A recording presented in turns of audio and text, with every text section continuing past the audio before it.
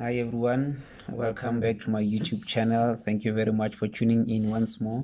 And if you are new, please subscribe to my channel and like every video you feel like you've loved the content or learned something new. So each and every Sunday I'll be uploading a new video, and specifically for this video that I'm doing now is going to be a a 4 series video which I'll be discussing and informing you guys about or sharing with you rather about the 4 essential institutions that we are supposed to be having in the black community, in the black African diaspora. So please do tune in and don't miss an episode because you're going to be left behind. So yeah, let us begin. So the first institution that I'm going to be dealing with today is an academic institution. So the academic institutions that we are supposed to be having in our African diaspora. So the main point of departure is going to be the education. So we know that the education in South Africa is being held by the government, by the Ministry of Department of Basic Education and Higher Education by Miss NG Mutsewa and Bladin Zimande.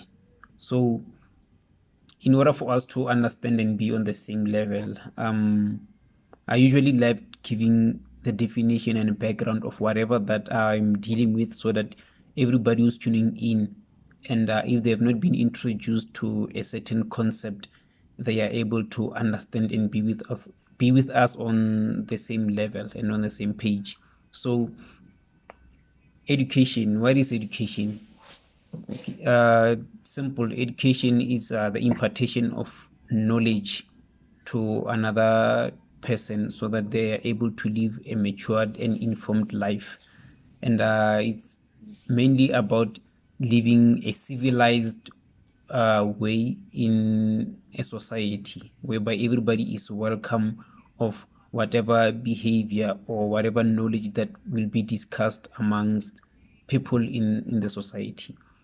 So that in a nutshell is I could say the whole understanding and definition of education. So giving the background of education in South Africa, we know that we have to go back in history for us to understand the present and the future. So I'll just summarize a bit of points from history. So Bantu education, this is what can be discussed in terms of the history of South African system or the South African field. So back in the days in black townships, black people were given the Bantu education. So that was specifically for them in my understanding. So the kind of education that was given to them was insufficient and inconvenient, and it did inconvenience them because there were certain professions or the certain jobs that they would not be qualified for because of the education that they gave them did not equip them enough to be independent thinkers or be independent workers. So it was very difficult, very much difficult for them to be innovators or to invent certain things. But we know there were others who managed to overcome that obstacle even during the time of that Bantu education. So post apartheid, what was given to us born frees was the NCS, the CAPS, and OBE. Those were three curriculums that were given to learners, to us. So everybody understands what NCS and CAPS and OBE are. But in a nutshell, I would say with all the research that I've done before doing this recording, because I usually go make some researches so that I'm well informed on what I'm going to be discussing. NCS and all the other curriculums, they're basically one and the same thing in that It's about equipping a learner, and then they are able to pass if they've reached certain milestones in terms of their understanding of the content which is being given to them in class.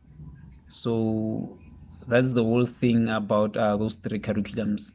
So I couldn't find any difference from them. It's only a revision of some things that are being changed in CAPS and something that is being changed in OBE.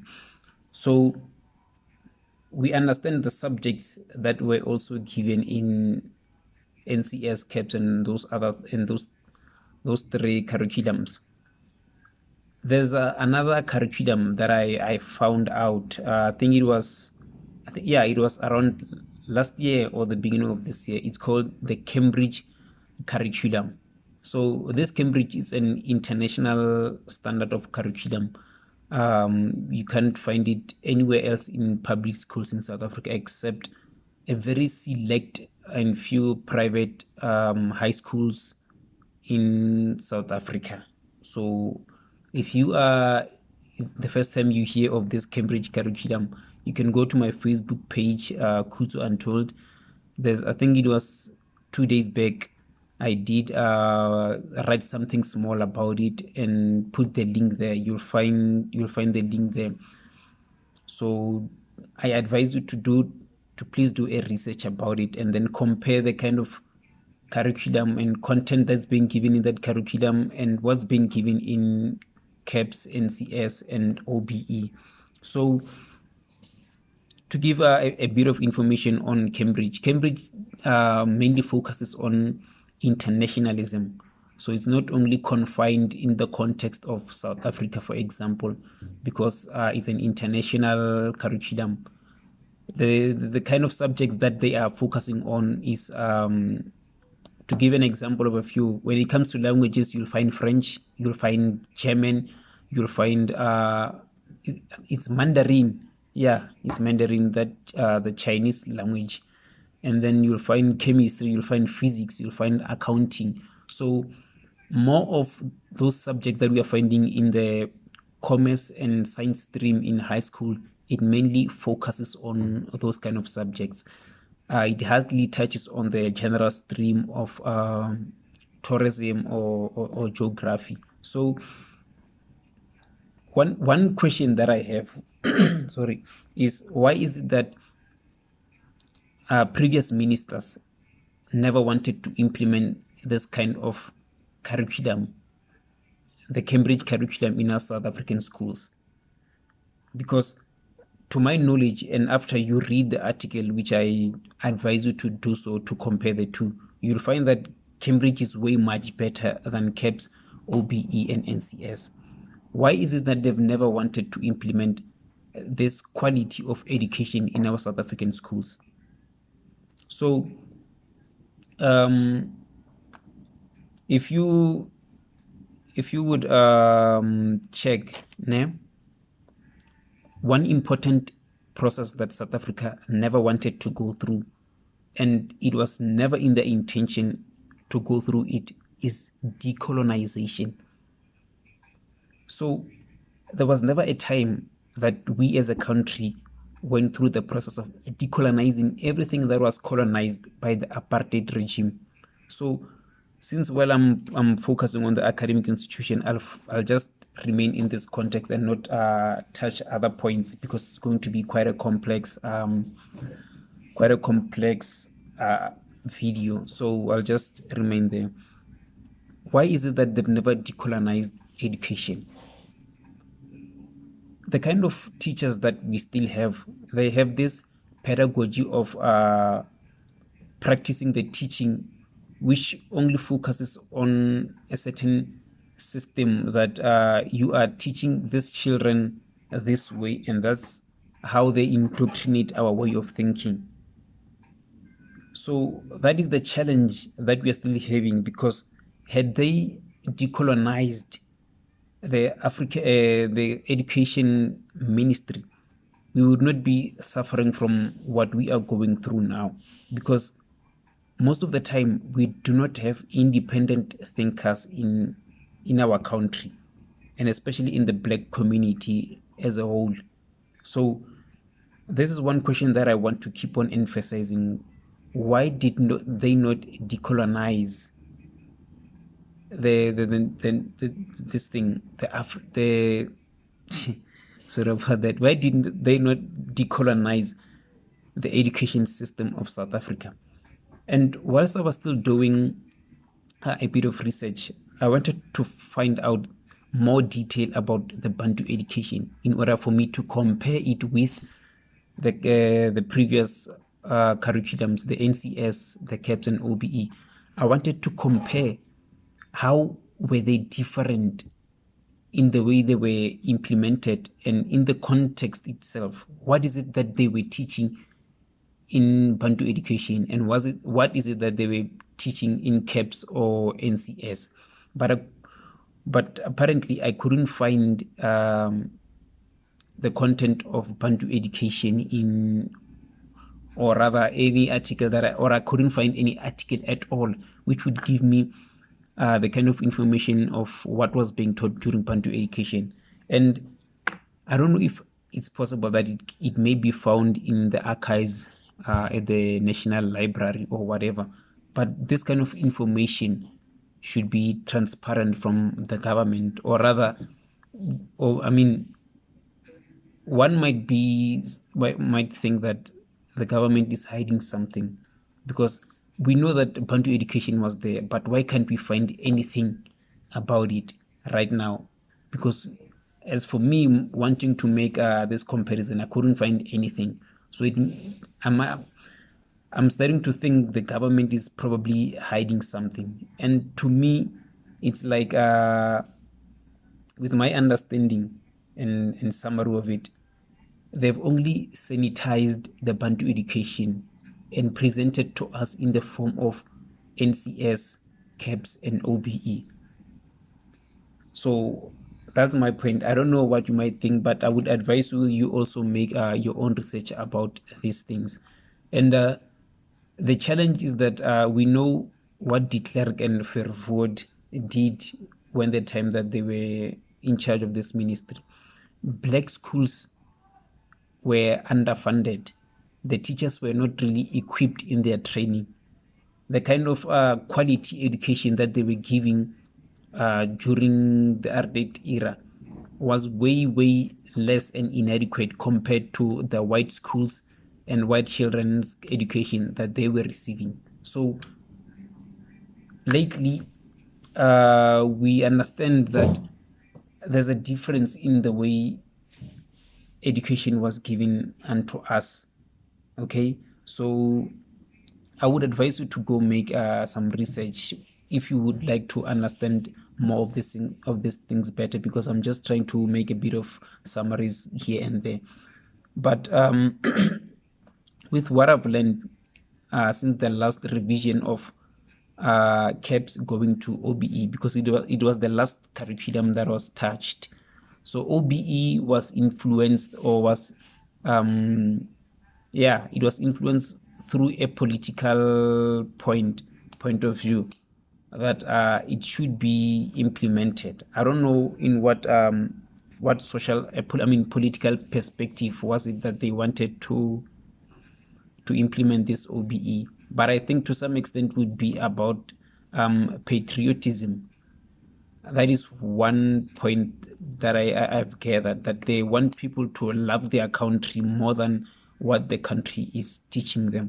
So it's very much difficult for blacks nowadays to engage in a well-constructed conversation, because most of the time we are socialized to disunite with one another. We are having experience of what's happening in the black townships. We know school dropout is on the rise. But why is it that the government is not taking any intervention on doing that? Because if the quality of education was so good, why would a learner want to leave that kind of quality of education? We understand the attitudes and behaviors of teachers, but the most important thing now It's about the kind of quality education that is being received. And from my point, I feel like if this Cambridge curriculum was to be implemented, none of us, or rather 50% of all the school dropouts, would have remained in school. It's very much useless. To give an example with a certain subject, I'm Pedi. I do not understand the rationale behind a teacher teaching me a language that I speak at home. When I'm at home, I play with it. I'm talking it 24/7. Even in class, I'm still being fed more information about that particular language. We are in short of doctors in our country. We are in short of dietitians. We are in short of, you name them. But if you could make some research, especially around last year, I mean the beginning of this year, after the matric results came out, there were a lot of learners who were moving away from the science stream and going into the general stream. They were running away from mathematics and going into mathematical literacy. The kind of quality teachers that we have in executing or teaching mathematics, they don't have another or other alternatives in order for them to pass on the knowledge of mathematics to them. So there's supposed to be some quality in the execution of whatever curriculum that we find in the OBE and whatever. Okay, so but that's another thing. That's another thing. So the changes that I've managed to pick up from all the curriculums that I was able to mention is that only Afrikaans was one language that was kicked out. So now I'm comparing the Bantu education and the NCS, OBE, and CAPS. It's the Afrikaans language that was kicked out. And what else? Yes, the inclusion of Africans in more schools, because we know that blacks were only confined in townships. But after apartheid, that was when we had to, I mean, we saw that there was an integration of blacks and whites in schools. More black schools were starting to get a bit of more funding.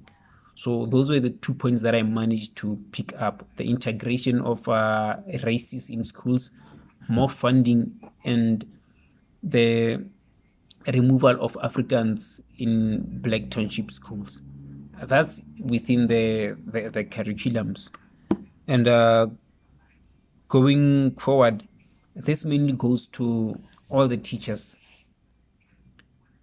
To each and every teacher, one should ask themselves this: why is it that most of them could go and strike for an increase in their salary, but would not go on strike to have a change in the kind of curriculum that they are teaching to our learners in schools? Because one would believe that they are only going there to receive their paychecks, but not there to deliver the quality of education that they want these learners to have. Hence, we are going back to the solidarity and the intelligence that we are finding in the black community diaspora. How many black lawyers do we have?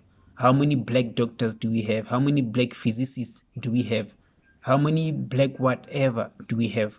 So the kind of quality of education that was not implemented in South Africa, it's because of the education system not being decolonized. So had we had that process, I believe a lot of things would have been much better by now.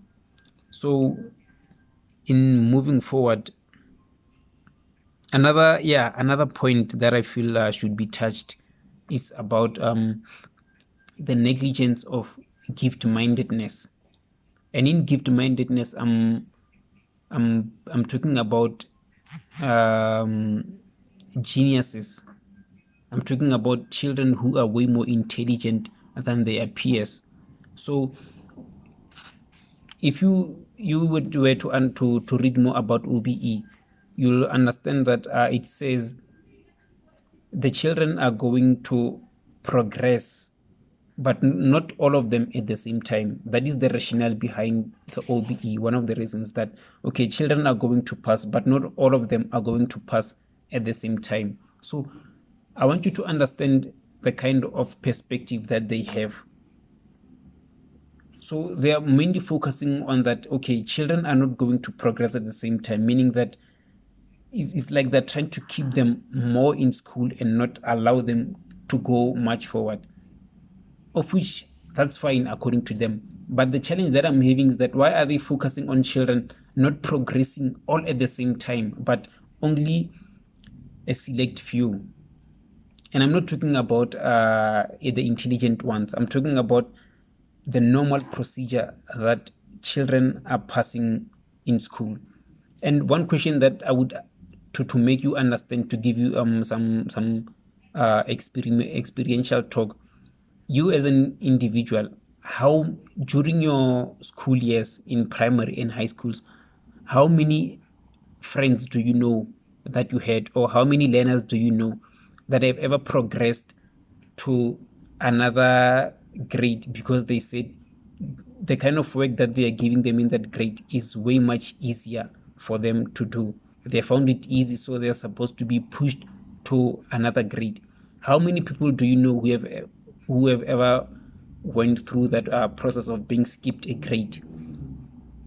So we understand that, okay, the education is not implemented on how it's supposed to cater for intelligent and mind gifted students. Solely because of that, a child can be retained in a grade because the teacher feels that they did not they don't understand the content enough for them to be pushed over into another grade. But what about those who find the work of a certain grade easy but are not pushed to another grade?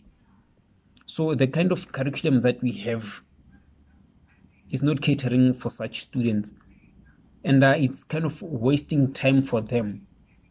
And in that way, also they're going to give up on their intelligence because they think, why am I being kept in class because I find this work easy? So they're going to neglect loving that education and focusing on the mediocre life that many people are falling in. But it's for them, it's because of the environment that they are in and the teachers who are not that equipped to realize that, no man, this kid needs to be pushed into another grade because the work that I'm giving them, they find it too easy.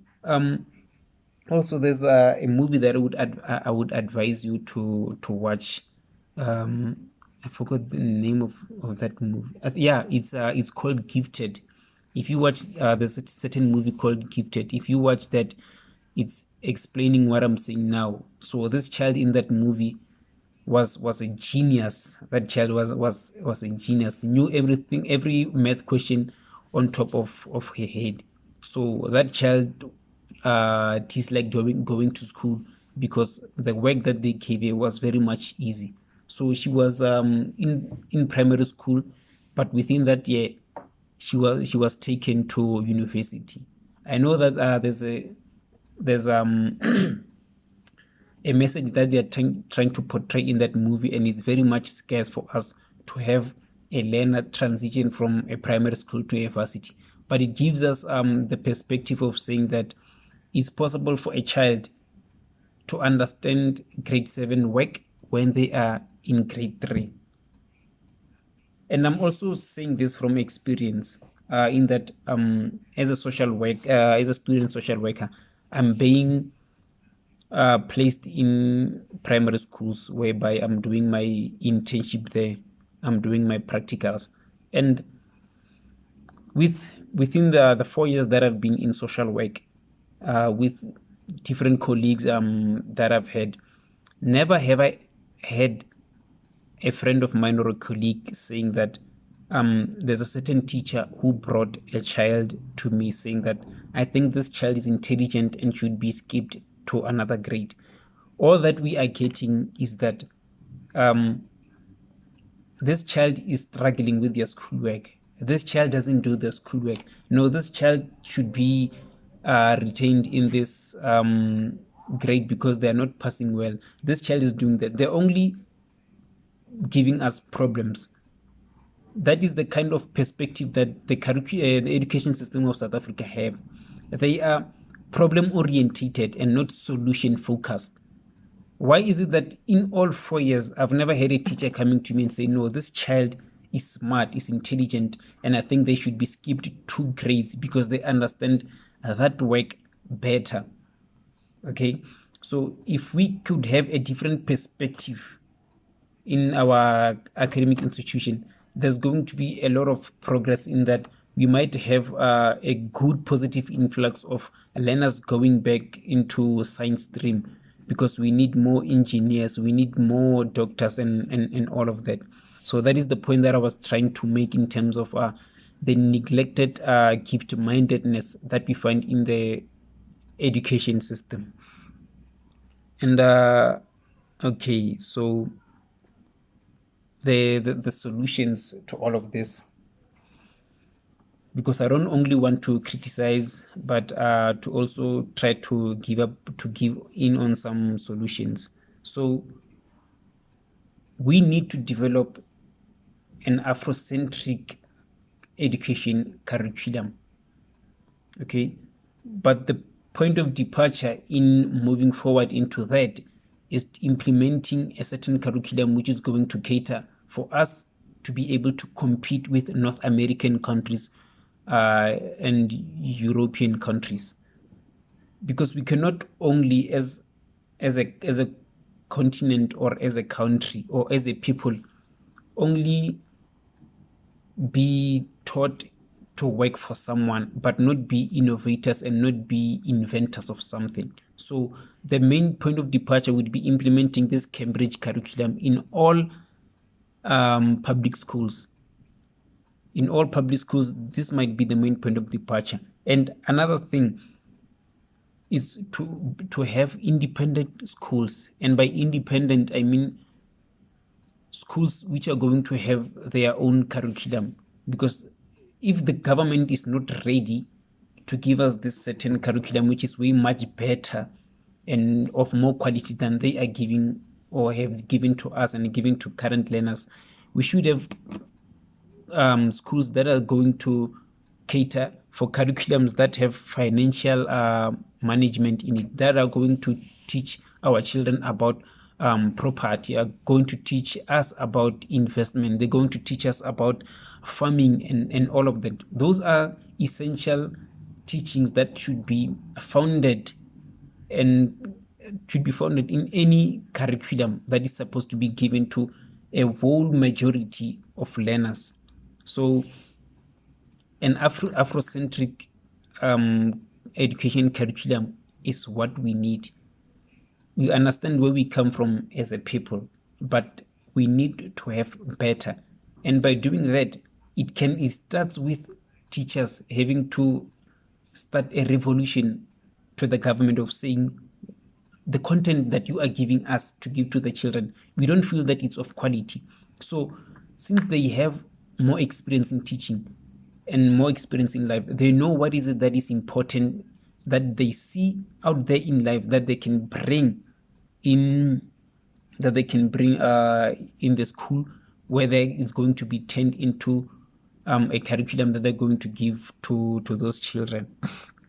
So yeah, the essential institution, the academic essential institution, that's one thing that we need. And if we can have institutions that are independent from the government in terms of its teachings, I mean in terms of its curriculum, that is going to touch or focus on points that Black people can do to emancipate themselves from this chronic cycle of poverty And in terms of, and when I'm referring to poverty, I'm referring in a whole spectrum of things, education, platforms into the economic world where we can have our own businesses, etc., etc. So this cycle of poverty, the poverty of intelligence, it should come to an end. And it starts also with us at homes.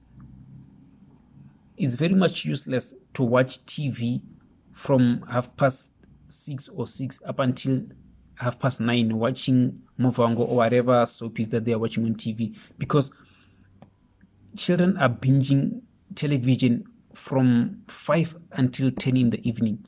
So if you can project that time and put it or invest it in our children's reading, our children's learning of accounting, learning of physics, learning of chemistry, learning of accounting and whatever, it all starts there. It starts with us. So that is the only, or rather an alternative way of us moving on to having our own institutions.